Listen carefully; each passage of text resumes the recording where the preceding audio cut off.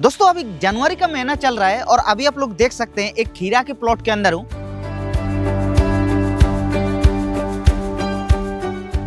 और अभी इस खीरे के प्लॉट के अंदर बहुत सारे अलग अलग प्रकार की बीमारियों का सामना करना पड़ रहा है किसानों को।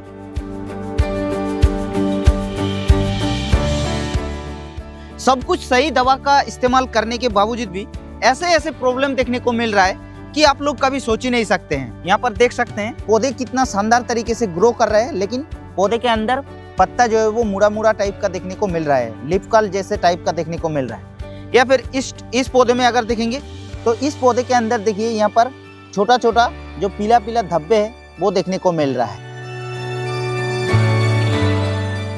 इस पौधे के अंदर अगर आप लोग देखेंगे तो इस पौधे के अंदर पीलापन की समस्या देखने को मिल रहा है। ऊपर का जो पत्ते हैं इस पत्ते के अंदर पीलापन देखने को मिल रहा है। तो ये जो प्रॉब्लम है, ये प्रॉब्लम आखिर क्यों हो रहा है, और अगर ये प्रॉब्लम हो रहा है तो उससे हम लोगों को कैसे बचना है, यही आज की वीडियो में आप लोगों को आज हम बताएंगे। तो अभी आप लोग देख सकते हैं दोस्तों एक खीरे के पौधे के अंदर ऊपर के जो पत्ते हैं इस पत्ते के अंदर पीलापन देखने को मिल रहा है।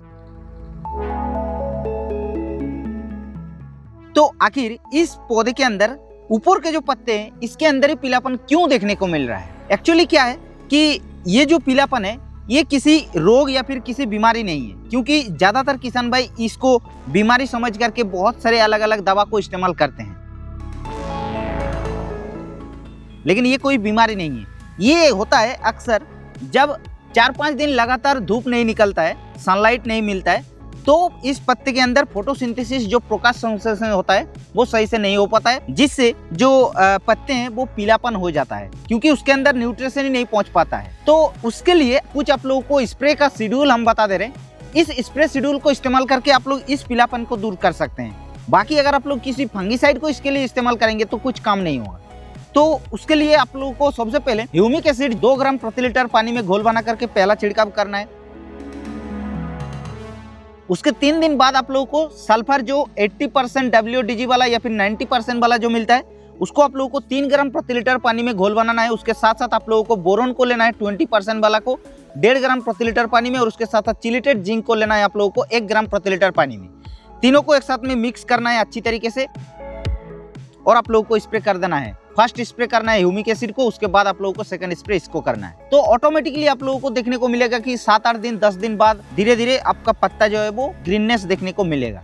तो इसके लिए कोई ऐसा फंगीसाइड को स्प्रे करने का कोई जरूरत नहीं। लेकिन अब हम दूसरे पौधे के अंदर अगर जाके दिखाएंगे तो वो उस पौधे के अंदर कुछ अलग कारण है। चलिए आपको दिखाते हैं। तो यहाँ पर देख सकते हैं ये जो खीरा का पौधा है, इस पौधे का ऊपर का जो पत्ते है वो सही है, लेकिन नीचे के पत्ते के अंदर इस तरीके से पीलापन दिखाई दे रहा है और बीच बीच में यहाँ पर पीला पीला धब्बे देखने को मिल रहा है। तो ये एक बीमारी है। इस बीमारी का नाम है डाउनी मिल्ड्यू। जी हाँ, जो कि सबसे ज्यादा खीरा की फसल में देखने को मिलता है। तो इस डाउनी मिल्ड्यू का सबसे आसान तरीका पहचानने का क्या है पता है? इसका नीचे के पत्ते में ही शुरू में इसका अटैक होता है, और पत्ते के अंदर जो धब्बे धब्बे देखने को मिल रहा है ऊपर से, अगर आप लोग पत्ते के नीचे इस तरीके से देखेंगे तो नीचे के हिस्से पे भी आप लोगों को उसका जो पीलापन है वो दिखाई देगा इस तरीके से। तब आप लोग समझ लेना कि ये डाउनी मिल्ड्यू है। तो इसके लिए कोई ऐसे नॉर्मली फंगीसाइड को इस्तेमाल करने से ये कंट्रोल नहीं होता। इसके लिए कुछ अच्छा फंगीसाइड को इस्तेमाल करना पड़ता है। जैसे कि हम आप लोगों को कुछ फंगीसाइड का नाम बता दे रहे हैं। एक आता है एजोक्सिस्ट्रोबिन और मैनकोजिब का एक मिश्रण वाला फंगीसाइड जो कि एवेंसर ग्लो नाम पे मिलता है। उसको आप लोगों को 2.5 से 3 ग्राम प्रति लीटर पानी में घोल बना करके छिड़काव करना है। या फिर अगर चाहे तो एक्रोवेट कंप्लीट एक आता है जो कि BSF कंपनी का आता है,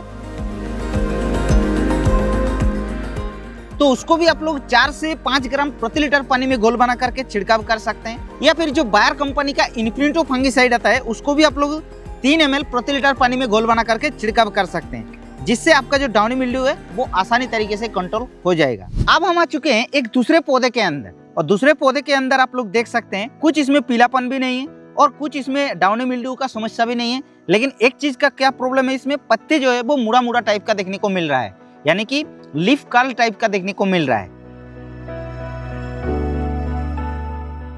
लेकिन अगर आप लोग सही से देखेंगे पत्ते के नीचे इसके अंदर कोई भी ऐसा सकिंग पेस्ट का अटैक नहीं है, कोई भी ऐसा रस चूसक कीट नहीं है, क्योंकि आप लोगों को तो पता ही है रस चूसक कीट की वजह से ही पत्ता मुड़ता है। लेकिन यहाँ पर तो देख लिया कि कोई भी रस चूसक कीट नहीं है, ना सफेद मक्खी है, ना एफिड्स से, ना जेसिड्स से, ना थ्रिप्स से, कुछ नहीं है। लेकिन अभी ये पत्ता क्यों मुड़ रहा है, तो इसके पीछे मेन 2 कारण होता है। एक तो होता है टेम्परेचर, यानी कि इसके अंदर बहुत ही कम टेम्परेचर होने के कारण इस खीरे के पौधे के अंदर सही तरीके से, जैसे कि पहले ही बता चुके हैं, फोटोसिंथेसिस नहीं हो पा रहा है। तो आपको एक चीज बता देता हूँ, कोई भी फसल में अगर फोटोसिंथेसिस जो प्रकाश संश्लेषण होता है वो अगर सही तरीके से नहीं होता है तो किसी भी पौधे के अंदर बहुत ही अलग अलग प्रकार की सिम्टम्स देखने को मिलेगा और आपको लगेगा कि इसमें कोई बीमारी लगा हुआ है। नहीं, बीमारी नहीं है। ये हो गया फोटोसिंथेसिस सही से नहीं होने के कारण पत्ते के अंदर खाना नहीं बना पा रहा है, पत्ता मतलब पौधा जो है वो खाना नहीं बना पा रहा है, जिसके कारण पत्ता इस तरीके से मुड़ा हुआ टाइप का देखने को मिल रहा है। पहला कारण हो गया। दूसरा क्या कारण है?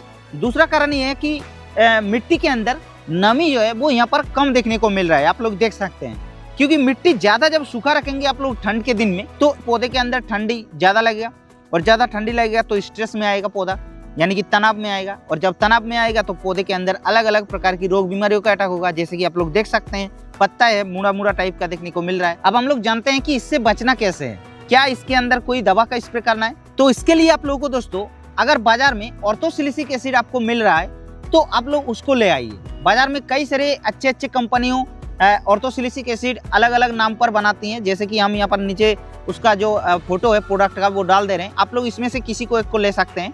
2 ml प्रति लीटर पानी में घोल बना करके अगर आप लोग 2 बार छिड़काव करते हैं 5 दिन अंतराल पर तो ये समस्या आप लोगों को कट जाएगा। जी हाँ, और कोशिश करना है कि थोड़ा सा आप लोगों को नमी रखने, बस, और कुछ नहीं करना है। बाकी अगर आप लोगों को ऑर्थोसिलिसिक एसिड नहीं मिलता है तो नॉर्मली सीयूडी एक्सट्रैक्ट युक्त जो बायोस्टिमुलेंट मिलता है, जो बायोविटा ग्रेनुअल्स या फिर सागरिका वाला, उसको भी आप लोग 2 से 3 ml प्रति लीटर पानी में घोल बना करके छिड़काव कर सकते हैं। ये जो लीफ कर्ल होगा वो आप लोगों का कट जाएगा। तो अगर आप लोग गर्मियों के दिन में इस तरीके से खीरे की फसल को उगाना चाह रहे हैं तो उसके लिए आप लोगों को इस पॉइंट के ऊपर जरूर ध्यान रखना है, नहीं तो आप लोगों के साथ ऐसा प्रॉब्लम होगा कि आप लोग कभी सोच नहीं सकते हैं और खीरे की फसल आपका पूरा का पूरा बर्बाद हो जाएगा। तो आप लोगों को तो पूरी समझ में आ गया। अब आप लोगों का मन में कुछ सुझाव या फिर सवाल रह गया तो आप लोग नीचे कमेंट कर देना। बाकी इस चैनल पर पहली बार आ रहे हैं तो चैनल को सब्सक्राइब करके हमारे इस चैनल पर जुड़ सकते हैं, क्योंकि हम लोग इस चैनल पर ऐसा न्यू वीडियो आप लोगों के लिए डालते रहते हैं।